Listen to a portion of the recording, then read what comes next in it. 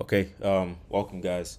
This is my project review for the course project. And just to recap here, what we're tasked with doing was to predict the energy output of a combined cycle power plant.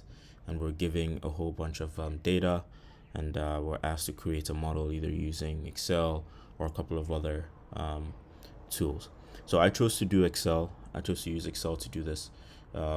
And My first order of business was to decide the machine learning model that I wanted to use to approach this task.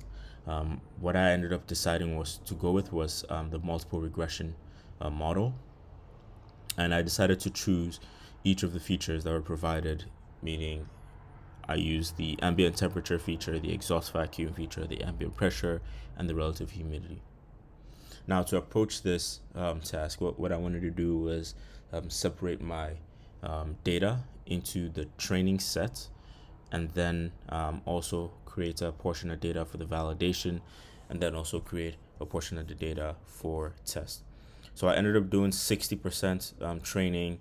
I did about 20% validation, and then I did 20% test so that we prevent any data leakage.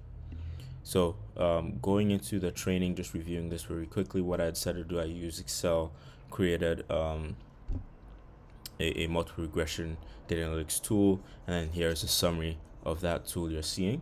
And just to quickly breeze over this is where I was primarily doing most of the this is where I was primarily looking at, because we have the coefficient for each of the features that I've chosen to use to create my model, and then we also have the intercept.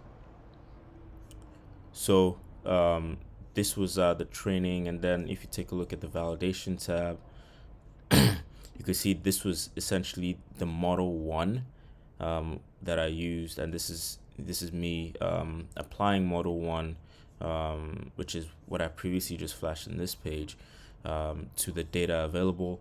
Then I'm also calculating the error and then the error squared. But I also wanted to use this validation data set to compare a slightly different model to what I had, and my second model was essentially dropping one of the features that I used to calculate my first model in, to see if that would potentially help reduce complexity and improve accuracy.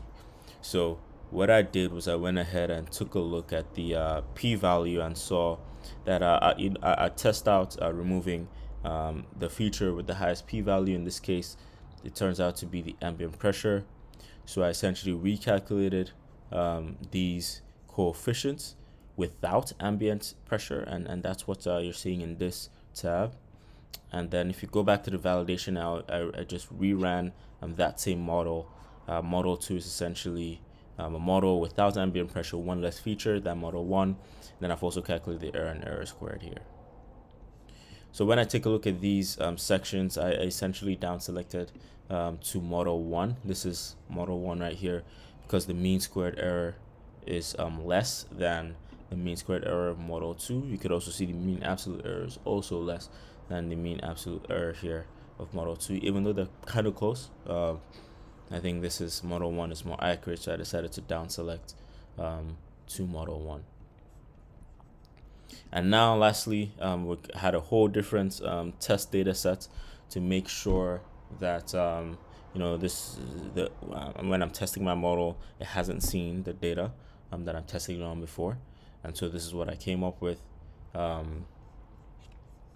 This is the last 20% of the model. This is the last 20% of the data. And then we apply that model 1 here. I calculate the error percentage, and effectively, when you do the mean absolute percent error, we see it's about a 0.81% error, which in my opinion is very minuscule. It's not it's showing that the model is working, and I believe that this is a solid model that we could use to predict the hourly electrical energy of the plant. So that's my summary of my project. That's how I approached the problem. That's how I solved the problem. That's how I came up with the model. So hope that's a comprehensive review of my step-by-step to approach this project.